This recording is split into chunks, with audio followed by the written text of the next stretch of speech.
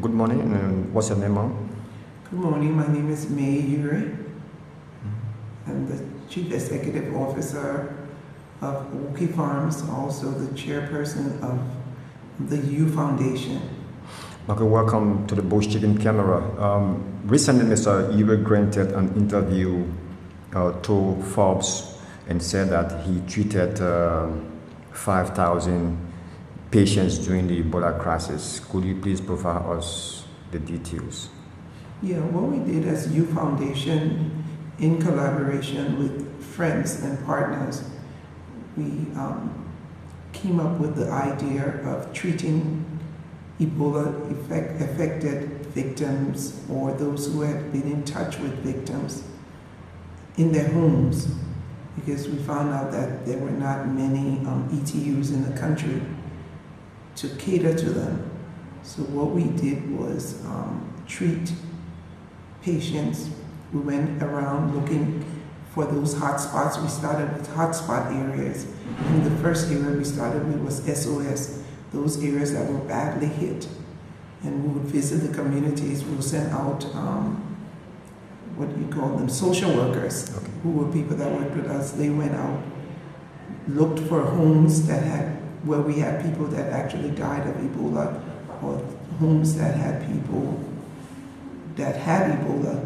And what we did was we gave them certain drugs, actually not prescribed drugs, but selenium was I think the medication that really saved many lives during Ebola.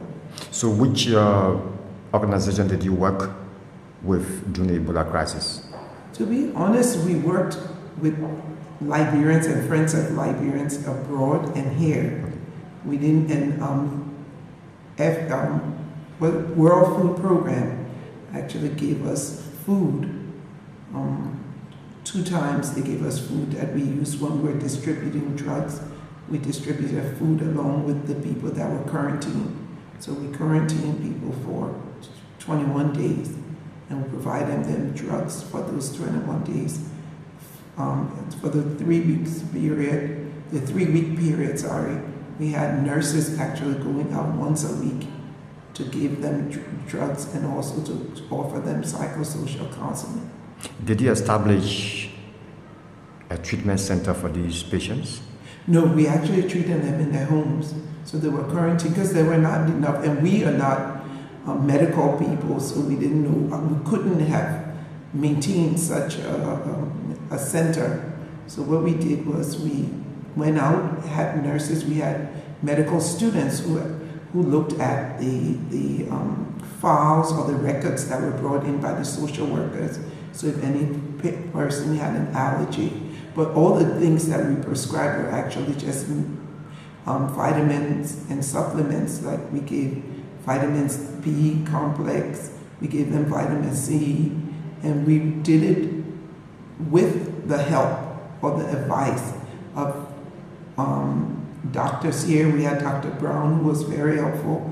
I think you know Dr. Brown, who's at ELW, and then we had Dr. Paps. He was also very helpful. And then we also had infectious disease specialist, one of the leading ones. He's also a Liberian, Thomas Slewian. So they helped a lot in this process. Which period are you referring to, Mrs. Urey? We're referring to the period between July of 2014 up to December of 2014. And what were the areas of your concentration during the crisis? We concentrated on Lofa. We did Lofa, Nimba, Magibi, Montserrado, and Kipmount. Magibi, Montserrado, and Kipmount was where we spent a lot of our resources. Did you also record any death from those patients you actually treated? Yeah, we treated about 6,500, a little over 6,500, and only 3 of them died of Ebola. And those 3, they died within 24 hours after our people reached them, which probably meant that they were in an advanced stage. Wow. And some of them, when we met them in an advanced stage, we actually rushed them to the ETU. We had our own ambulance, and we also, with the help of St. Joseph's ambulance, he also helped us out. But as I said, Dr. Paps and Dr. Brown from the ELWA ETU were extremely helpful to the process. So the total number you're talking about is over 6,000 patients? Yeah, it was about 6,534 patients. In how many counties? In the 5 counties. That's Cape Mount, Montserrat and Margibi, Lufa and Nimba. What were some of the responses you got from those counties after treating those patients? I mean, of course, a lot of them were very grateful. We think that, not trying to brag, but we think that our method did a lot. It was actually Dr. Paps who told us about the selenium. He told us that in the month of July, when they had selenium, I think it was in June. In July, the 3 days in July that they did not have, when they ran out of the selenium drug, they had more people dying than in the whole month of the previous month, which was June. So that got us quite excited, and that's what started us on the process. We brought in selenium. We had people, Liberians from all over the world that were supportive, especially in the U.S. My daughter and niece were there packaging those things and sending them back. Brussels Airlines was very helpful in bringing most of those suitcases free of charge. So it was a collective effort. I think we got the wisdom from God. We actually prayed for that wisdom. I had my godmother, Elsie Cooper, who was such a big support.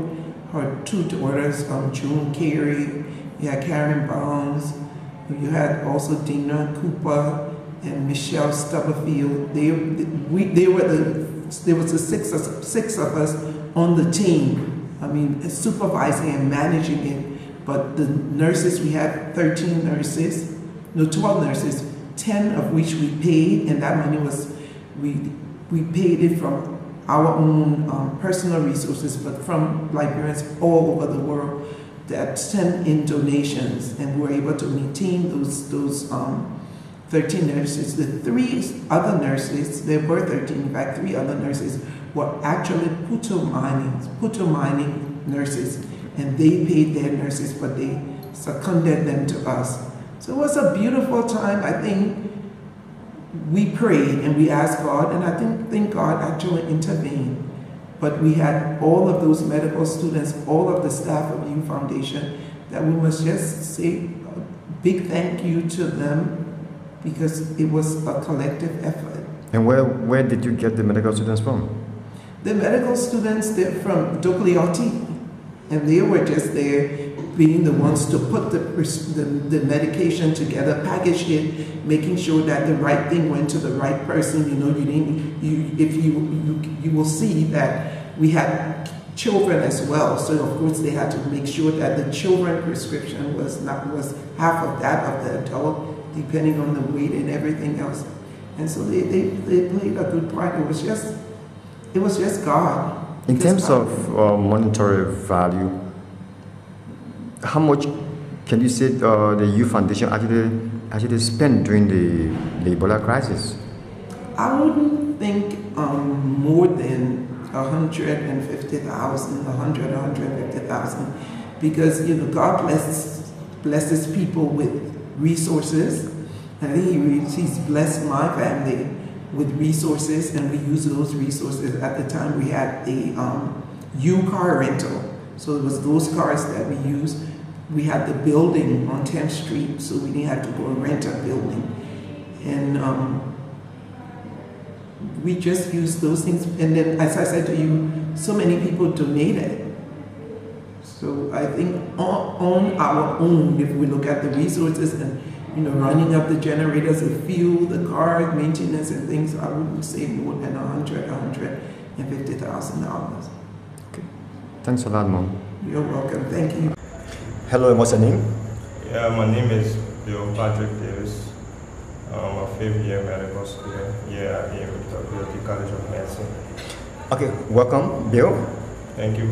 You were one of several students or medical students selected by U Foundation during the Ebola crisis.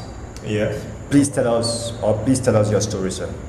Okay, so as you all know, in 2014, Liberia was hit with Ebola. There was the outbreak of the Ebola viral disease, and at that time, there was improvisation by many health workers from various sectors, but from different institutions, and we had people, nurses, doctors, as well as medical students getting involved in activities that will enhance the health of people. So we were fortunate to have been recruited by the U Foundation. How many were you people? My team were six. Six. We were six on my team, So six medical students. What were you I people? was the head for the medical team. So what were you people actually? So what we were engaged in? basically doing is that, as you know, during the outbreak of Ebola, families were victimized. And those families that were victimized by Ebola were the ones that we were taking care of. So if we go to a family and that family had been, let's say that family had been victimized, let's say one person within that family was infected, then the job of U Foundation was to make sure that during the quarantine period, because obviously that family will be quarantined, and during the quarantine period, we will provide them with the necessary food and medications that will help to boost the immune system. And we're also involved in the transporting of people that have been infected. So while in the incubation period and somebody gets infected, our job was to make sure that a person be transported to one of the treatment units. And we're also involved in treatment as well. That is, if we go to maybe a family and we see that somebody has been infected, we have nurses employed with us, so the nurses will provide hands-on medicine, that is to establish maybe IV line, maybe give the patient medication until that patient can be transported to the treatment unit where they will receive proper treatment. And we're quite successful in that process because a lot of our patients that we transported to the treatment unit were survivors. So were you guys actually protected during that period? Yeah, we were protected. For me, I was in administering care. I mean, we had nurses that were trained to do that. So at my level in the medical school, capable of writing prescription, capable of providing basic care, and I was almost like a supervisor on the field where I'll tell the nurses what to do, how do we treat this patient, but I wasn't the one treating the patient. We had nurses that were employed to do that, registered nurses that have been trained by the WHO adequately to handle cases. Apart from the issue of just treatment, what other support, what other stuff were you offering? We're also involved in awareness campaign because we realized that one of the problems during the Ebola crisis was the poor dissemination of information. And you will be shocked to know that during the Ebola period, we visited communities within Monrovia and were quite surprised to know that a lot of people didn't know about Ebola. Take for instance, you go to a very poor community where people don't even have full food to eat before I say afford a radio to listen to spot, let's say listen to spot messages on air as to how they should protect themselves. People didn't receive the requisite information that will allow them to protect themselves. So we also provided information to people, like we had serial awareness campaigns where we distributed flyers, we sat with people, like we had a community discussion, and we told them about Ebola and how they can protect themselves from Ebola, and we even distributed orchids and other equipment to some community dwellers. Were you also involved with psychosocial counseling? Well, that's one of the process, because even in medicine, we study medicine. One of your job here as a medical practitioner is to offer psychosocial support to your patients. Like some patients, because as you know, Ebola too came with a lot of depression. So some patients that were ill, or maybe during the time of quarantine, or people that are on quarantine, we used to talk to them every day, like every blessed day. We make sure we calls to them and encourage them, tell them what to do, and then we also encourage their community members, because it was a situation where a lot of people were afraid. Even if you go to some communities, people would just hide indoors, just look through the window, and were involved in, telling them that Ebola won't catch you, if you come outside, even stay maybe X amount of feet, or let's say X amount of centimeters away from the patient, you won't contract Ebola, and that they should know that Ebola is everybody's business, because you won't hide in your house forever. Obviously, you have to come outside to get food and other stuff. So they should help support people in the community that are being infected by Ebola, instead of hiding into that. Alone will encourage the people to recover quickly. How long did you guys stay on the field? We started this program. I can't really give us a specific, but they know that we started the program from September, and we worked until Ebola was finally declared, Liberia was finally declared Ebola free. So it was a continuous process. Were there any challenges? Oh yeah, at time, such as challenges, because challenges, number one, a lot of challenges were in people were afraid. That's number one. People were so afraid that they didn't even know what to do. That even if you gave them the information, they didn't know how to process that information. Number one. Number two, the issue of the quarantine and the